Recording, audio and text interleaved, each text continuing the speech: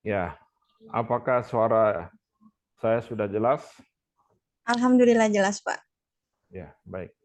Kita mulai ya. Ibu dalam keadaan sehat. Alhamdulillah sehat, Pak. Ibu dipanggil panggilan singkatnya apa? Tetap ini Karmilawati. Iya, Pak. Biasa dipanggil Ibu Mila saja, Pak, di Oh, sekolah. Ibu Mila ya. Oke, saya panggil Ibu Mila ya Iya, supaya Pak. singkat.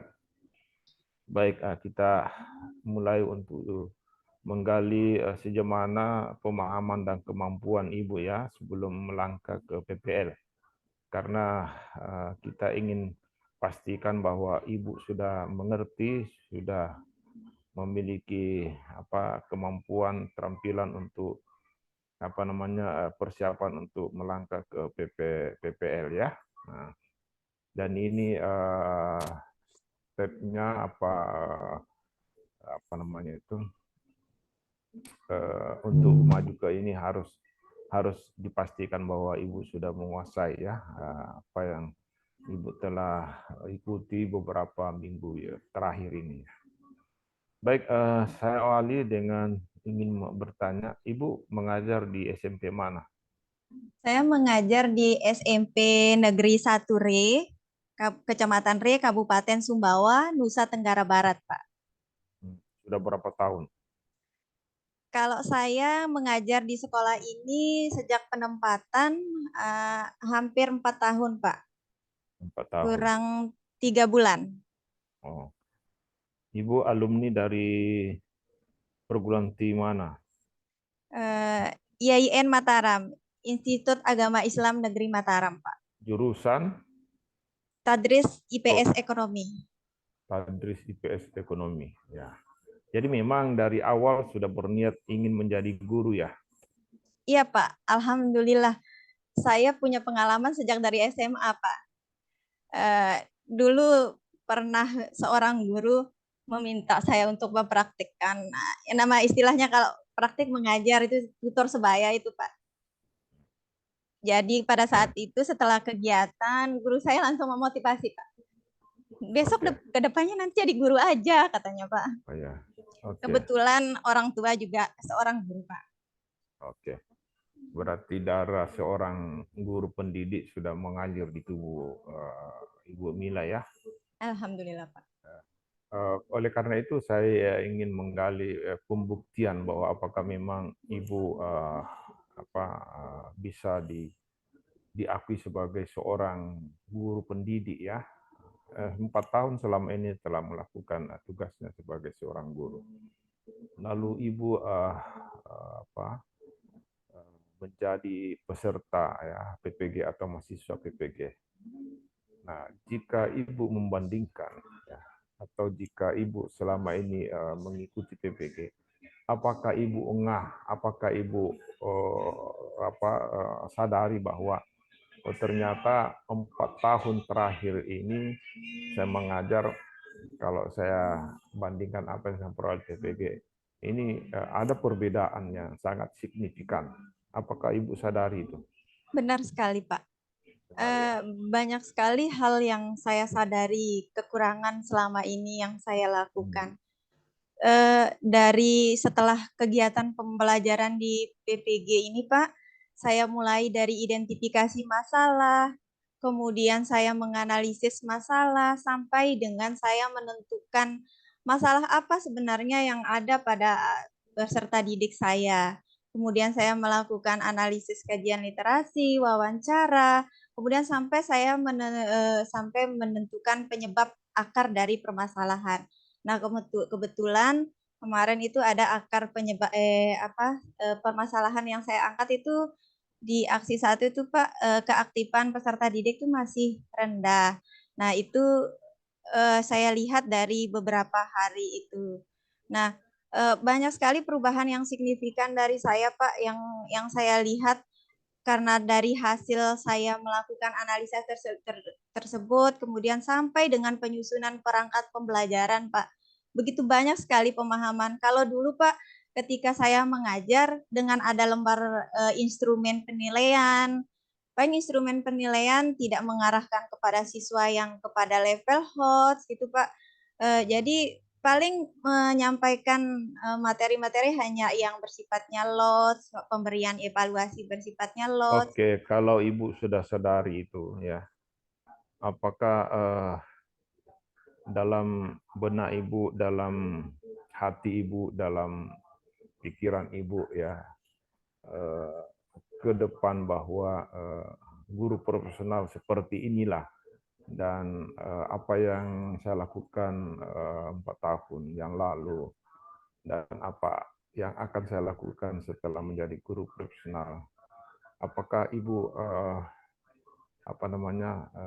ingin berkomitmen, ingin berjanji dalam hati untuk berubah seperti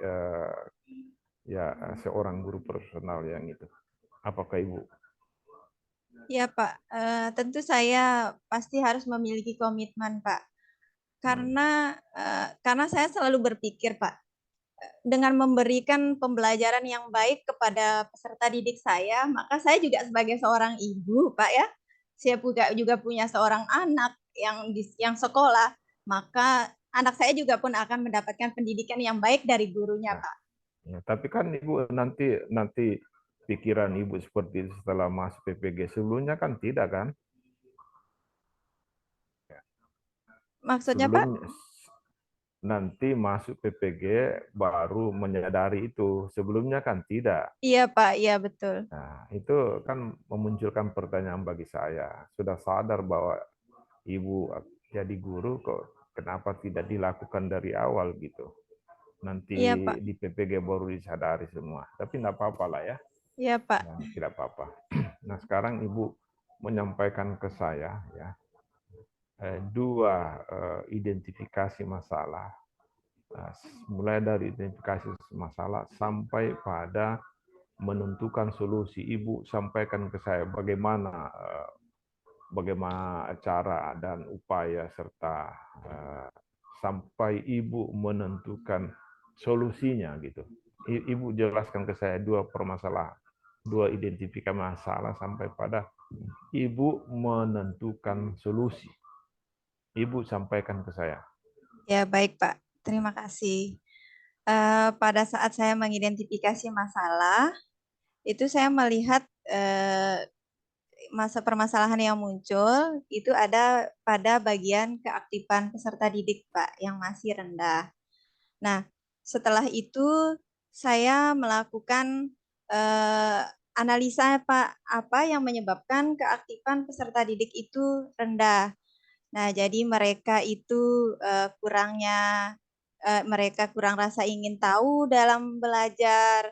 Kemudian dari sisi saya juga mungkin Pak masih belum menerapkan pembelajaran-pembelajaran yang sifatnya inovatif, Pak.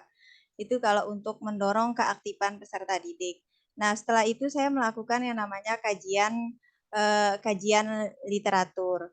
Yaitu saya melakukan kajian literatur dan beserta wawancara. Wawancara bersama pakar, itu ada pakar, kemudian ada pengawas sekolah, kemudian ada kepala sekolah, guru senior, rekan sejawat. Itu Pak saya melakukan untuk mengatasi untuk mencari solusi dari permasalahan yang saya hadapi itu Pak. Nah setelah itu saya melakukan eksplorasi. Setelah eksplorasi saya lakukan analisis kembali. Setelah melakukan analisis, maka saya menemukanlah akar dari penyebab masalahnya. Akar dari penyebab masalahnya itu berupa penerapan model pembelajaran. Dari sekian rentetan tadi, Pak, itu berkaitan dengan keaktifan, yaitu penerapan model pembelajaran. Nah, setelah saya menemukan akar penyebab masalah, yaitu penerapan model pembelajaran tadi, kemudian saya juga melakukan yang namanya kajian literatur, kemudian juga melakukan wawancara. Setelah melakukan wawancara seperti itu Pak, kemudian saya melakukan analisis. Setelah melakukan analisis, maka saya menemukanlah masalah yang akan saya atasi di sekolah dari akar tadi itu. Kemudian setelah itu saya menemukan solusi dari akar penyebab masalahnya itu dengan mengatasi solusinya itu adalah dengan penerapan pembelajaran problem based learning, Pak.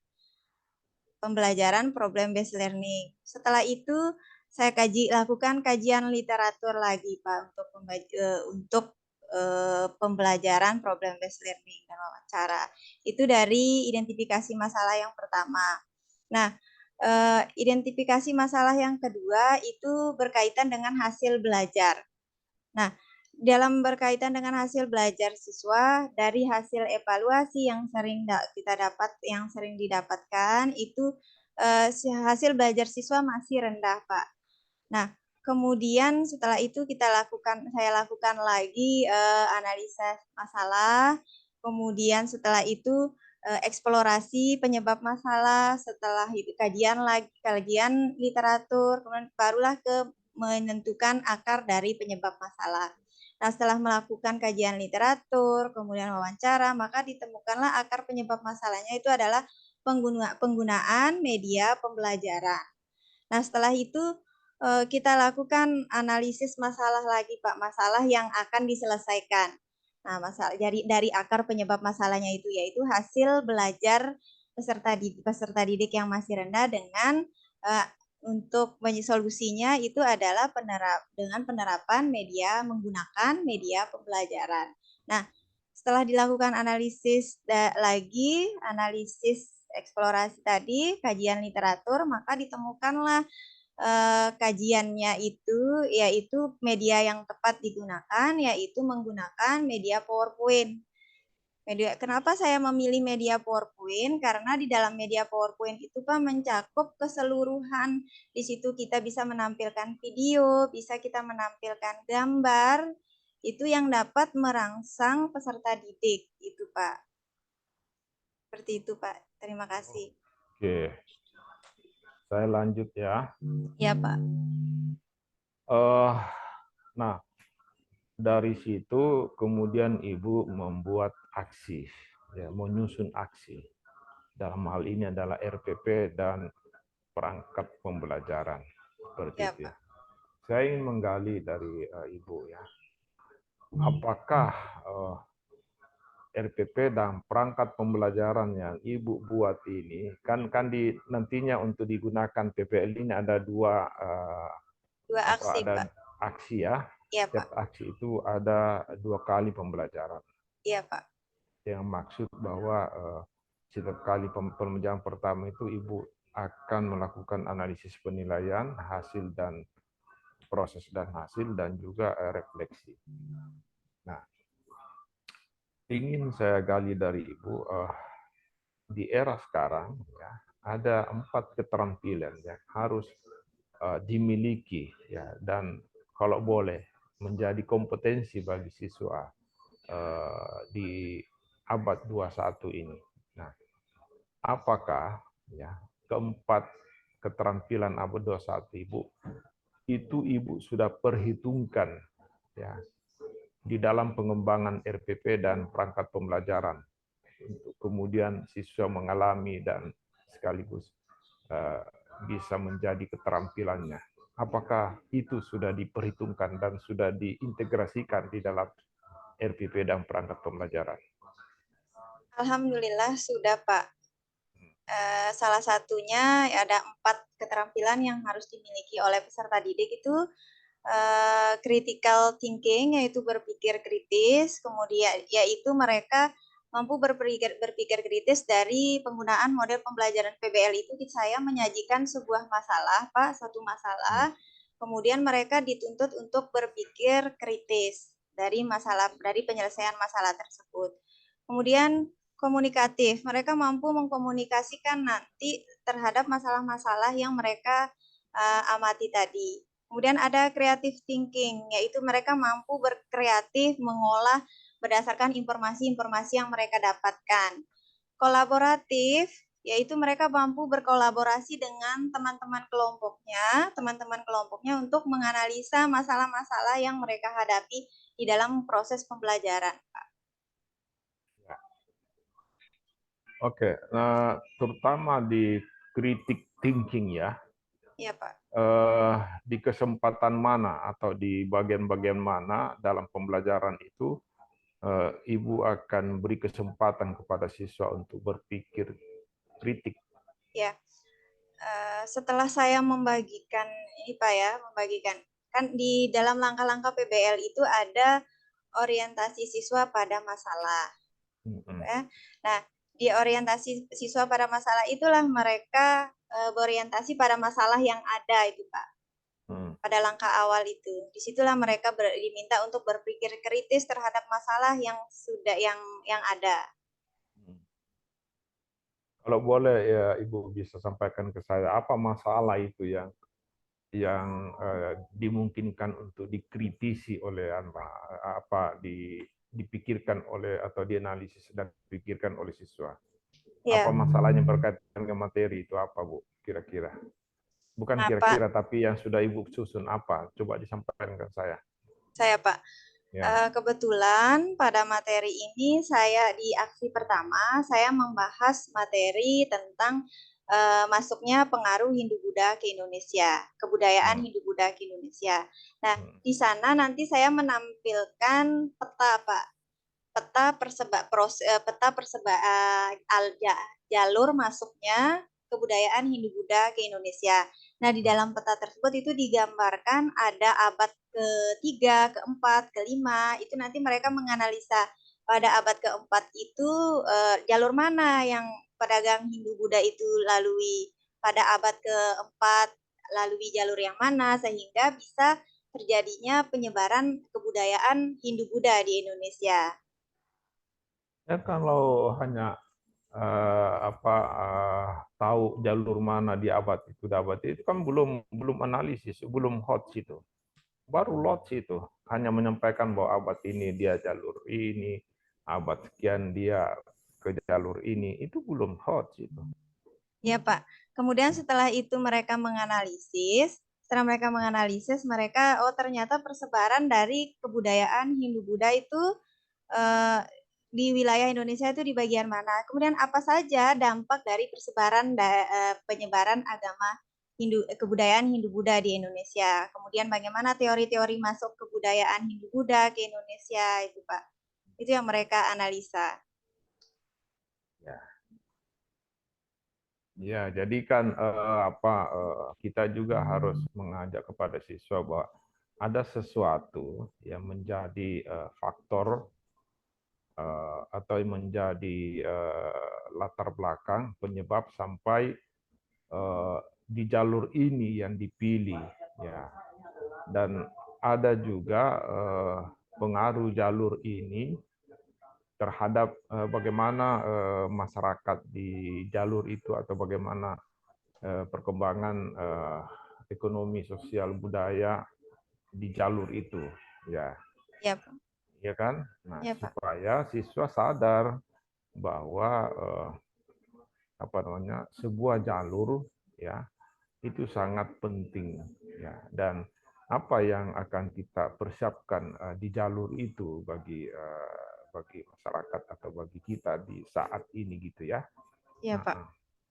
Nah, jadi betapa pentingnya sebuah jalur di dalam hubungannya dengan kemajuan, dengan perkembangan dan seterusnya, seperti itu ya. Jadi Ya, Pak. Di saat ini kita juga harus berpikir bahwa jalur itu sangat signifikan membawa pengaruh perkembangan ya di berbagai bidang lah seperti itu. Kita bisa membayangkan ketika satu daerah itu bukan merupakan sebuah jalur, ya, maka dipastikan bahwa daerah-daerah itu akan lambat perkembangannya, ya. Karena di situ tidak bisa mengakses secara cepat, ya, tidak terjadi relasi, tidak terjadi apa semua. Ya. Jadi kalau ingin mau memajukan satu daerah, ya maka perlancarlah jalur dan siaplah untuk memanfaatkan jalur-jalur itu untuk kepentingan ekonomi dan seterusnya seperti itu. Iya kan? Iya, Pak. Ya. Nah, itu. Mengapa kita juga Indonesia ini sangat strategis karena dia berada di jalur antara benua ini dengan benua ini, antara samudra ini dan samudra ini. Itu yang harus kita tanamkan sama siswa. Nah, itulah berpikirnya seperti itu gitu. Ya. Saya, Pak. Oke, kalau HOTS ya, di komponen mana ya di dalam RPP dan perangkat pembelajaran yang Ibu sematkan atau Ibu kembangkan tentang HOTS ini? Baik, Pak. Di dalam RPP saya, HOTS itu sudah termuat di dalam IPK. Di dalam IPK-nya yaitu ada kegiatan menganalisis masuknya kebudayaan Hindu-Buddha ke Indonesia dengan kemudian menguraikan teori masuknya kebudayaan Hindu-Buddha. Setelah itu peserta didik mampu menyajikan hasil diskusi. Nah, setelah dari indikator, kemudian saya turunkan menjadi tujuan pembelajaran. Tujuan pembelajaran ini yang akan dicapai oleh peserta didik. Nah, jadi peserta didik itu mampu menganalisis masuk kebudayaan Hindu-Buddha di Indonesia, kemudian mampu menguraikan teori masuk kebudayaan Hindu-Buddha. Setelah itu, dalam kegiatan inti mereka kegiatan berdiskusi melalui lembar kerja peserta didik dibantu sebagai alat bantunya mereka melakukan analisa permasalahan-permasalahan yang muncul. Kemudian setelah itu ada diturunkan lagi ke kegiatan evaluasi yang bersifat HOTS, Pak. Ya. Oke, terakhir dari saya, Ibu mengajar tapi hanya pada pendahuluan ya, hanya Ya, Pak. pada pendahuluan ya. Silakan, kurang lebih maksimal 5 menit ya. Baik, Pak. Assalamualaikum warahmatullahi wabarakatuh, anak-anak. Ya, bagaimana kabarnya semuanya? Semoga semuanya sehat ya. Nah, anak-anak, sebelum kita memulai pembelajaran hari ini, Ketua kelas, ayo kita sama-sama berdoa untuk lebih berkahnya kegiatan pembelajaran kita. Ayo dipimpin berdoa dulu. Ya, nah terima kasih. Kemudian di hari ini, coba Ketua kelas siapa yang tidak hadir pada hari ini? Nah, ya. Setelah itu, anak-anak, apakah kalian masih mengingat materi pembelajaran kita sebelumnya? Nah, pertemuan sebelumnya kita membahas materi tentang masa praaksara di Indonesia. Nah, masa praaksara di Indonesia itu tentu membawa pengaruh baik dari segi budaya ke Indonesia. Di Indonesia ini membawa pengaruh perubahan kebudayaan. Nah, setelah ini kita akan melanjutkan kepada materi kita yaitu masuknya pengaruh kebudayaan Hindu-Buddha ke Indonesia.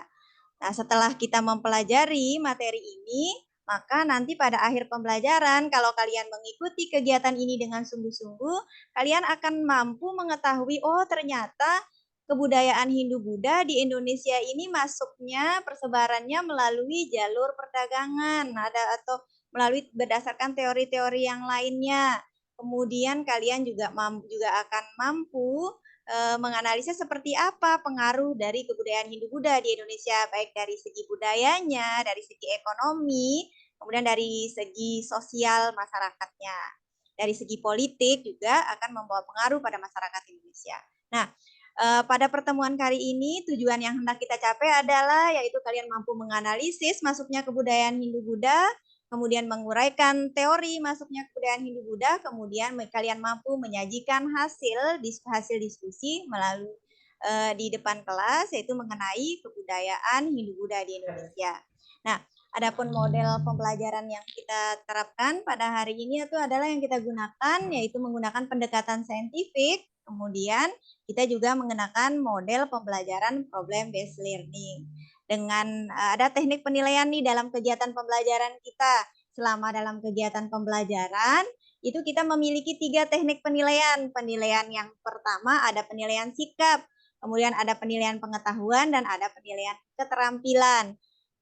Penilaian keterampilan dan sikap itu akan berlangsung selama kegiatan pembelajaran berlangsung. Ibu akan melihat bagaimana proses kegiatan kalian dalam melakukan diskusi. Itu, Pak. Terima kasih. Oke. Saya kira untuk saya Ibu Mila ya. Ibu sudah cukup ya. Nanti dilanjutkan oleh Pak Said. Ya, Pak. Terima kasih banyak. Ya. Tapi Pak Said sudah bisa kita Baik, lanjutkan. mohon maaf ya. Baik, makasih Pak Haji. Terima kasih banyak Bapak Dr. Muhammad Rashid Ridha MHum atas kesempatan yang diberikan kepada saya selaku penguji kedua. Ibu Karmilawati. Ya, Pak. Ya, selamat datang Ibu di uji komprehensif.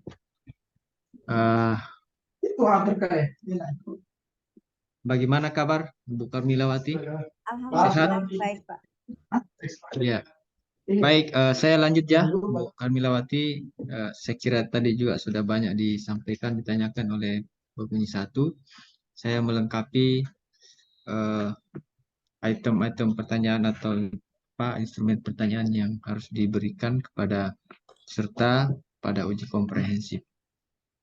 Yang pertama saya ingin sampaikan bahwa tentu Ibu Karmilawati dari awal menjalani PPG ini sudah banyak tahapan yang dilalui, mulai dari tahapan bagaimana Ibu Karmilawati melakukan identifikasi masalah, menemukan masalah yang ada pada proses pembelajaran di sekolah, di tempat tugas, lalu melakukan eksplorasi bahkan analisis penyebab masalah, kira-kira apa yang menyebabkan masalah itu muncul, kemudian menentukan apa penyebab masalahnya, kemudian dari penyebab masalah yang diketahui tentu melakukan lagi eksplorasi terkait dengan penentuan solusi dan menentukan solusi apa yang tepat dari masalah yang telah diidentifikasi. Lalu berikut Ibu telah melakukan atau telah merancang rencana aksi atau yang biasa disebut dengan RPP ya, rencana aksi dan rencana evaluasi. Ada 2 rencana aksi yang sudah dibuat oleh Ibu Karmila. Saya ingin konfirmasi apa masalah dari 2 rencana aksi itu. Dari rencana aksi pertama, masalah yang saya angkat itu adalah keaktifan peserta didik yang masih rendah, Pak. Kemudian di aksi kedua, hasil belajar peserta didik yang masih rendah. Apa solusi dari keaktifan belajar siswa yang rendah? Yang Ibu Solusinya itu, tentukan. ya terima kasih Pak, maaf. Solusi berdasarkan akar penyebab masalah, yaitu yang saya angkat kemarin berdasarkan akar penyebab masalahnya itu adalah pembelajaran, menerapkan model-model pembelajaran. Nah, Model apa Bu? Problem based learning, Pak. Problem based learning. Ya. Kenapa Ibu menggunakan problem based learning untuk ya Pak, saya mengambil model pembelajaran problem based learning untuk mengatasi masalah yang ada karena ini berkaitan dengan keaktifan peserta didik, Pak. Jadi di dalam problem based learning itu anak diminta untuk aktif dalam mengatasi permasalahan-permasalahan yang dihadapi, yang disajikan, baik itu dari LKPD yang sudah disediakan oleh guru atau dari materi-materi yang ingin mereka ketahui, Pak, yang ingin eksplorasikan kembali oleh peserta didik. Metodenya apa, Bu Karmila? Di sana ini saya ada metode ceramah, yaitu penyampaian secara singkat materi yang kita sampaikan, ada gambaran materinya secara umum, kemudian ada juga diskusi dan tanya jawab, Pak. Ceramah dan diskusi, tanya jawab ya. Ya. Yang kedua tadi apa? Hasil belajar siswa yang masih rendah. Hasil belajar siswa rendah. Ya. Untuk meningkatkan hasil belajar siswa rendah, apa solusi yang ditetapkan, digunakan? Solusi yang saya ambil itu yaitu dengan menggunakan media pembelajaran. Nah, kemarin saya pilih media pembelajaran yaitu menggunakan PPT, yaitu menggunakan PowerPoint. Nah, kebetulan saya desain PowerPoint-nya itu menggunakan Canva. Medianya apa, Bu? Medianya PowerPoint, Pak. PowerPoint itu aplikasi. Apa medianya? Apa yang Ibu Oh iya, buat maaf, Pak. yang dimasukkan Yang di saya PowerPoint? masukkan ke dalam PowerPoint tersebut itu ada, saya menampilkan gambar untuk mereka menganalisa, Pak, terlebih dahulu melakukan analisis.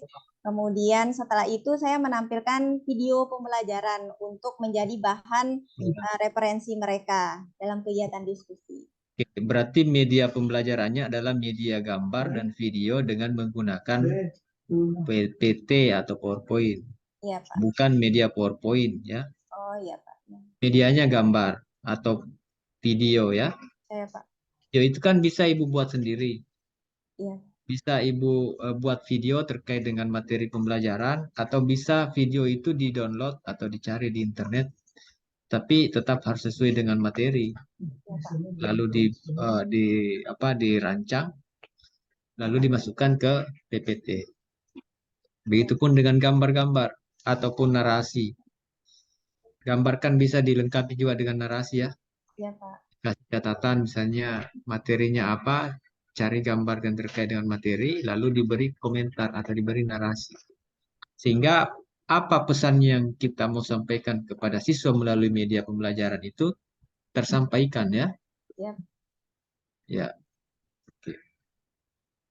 Nah, apakah dari kedua rencana aksi dengan menggunakan tadi pertama model, yang kedua media, apakah kedua-duanya itu Ibu telah menerapkan eh, apa namanya? Menerapkan teknologi dalam pembelajaran? Sudah ya? Iya, Pak. Ya, seperti apa Ibu menerapkan TPACK dalam pembelajaran?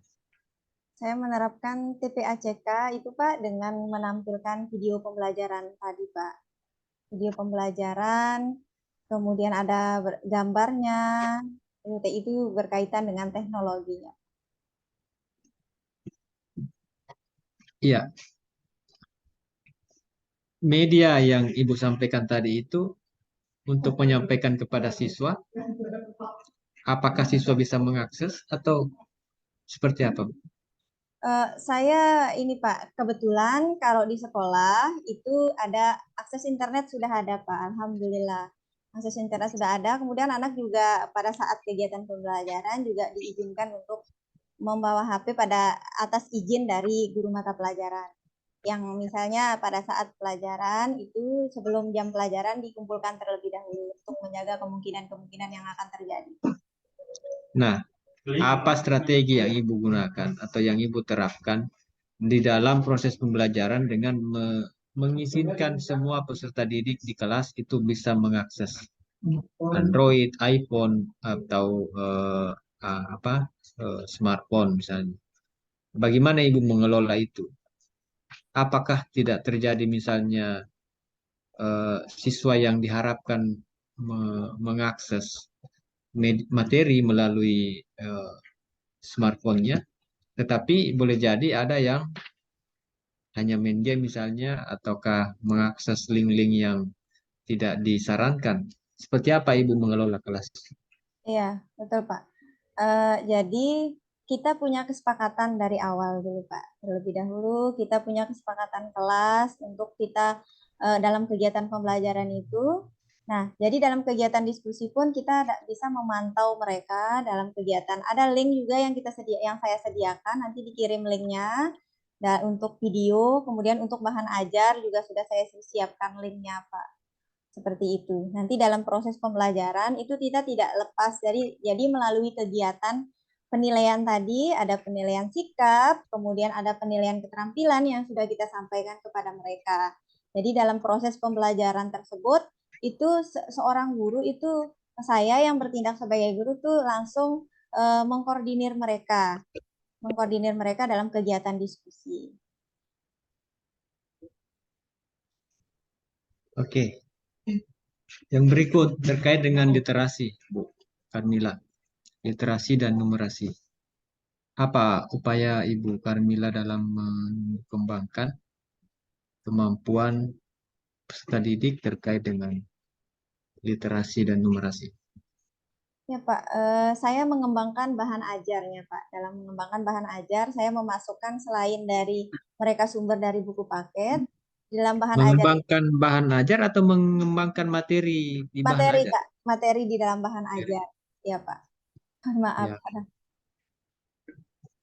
Selain itu, apa lagi? Untuk literasi numerasinya, Apa apa saja perangkat yang bisa kita lihat eh, Ibu telah mengembangkan kemampuan literasi? Apakah hanya di bahan ajar, materi bahan ajar, atau ada lagi yang lain? Seperti di perangkat lain apa kira-kira?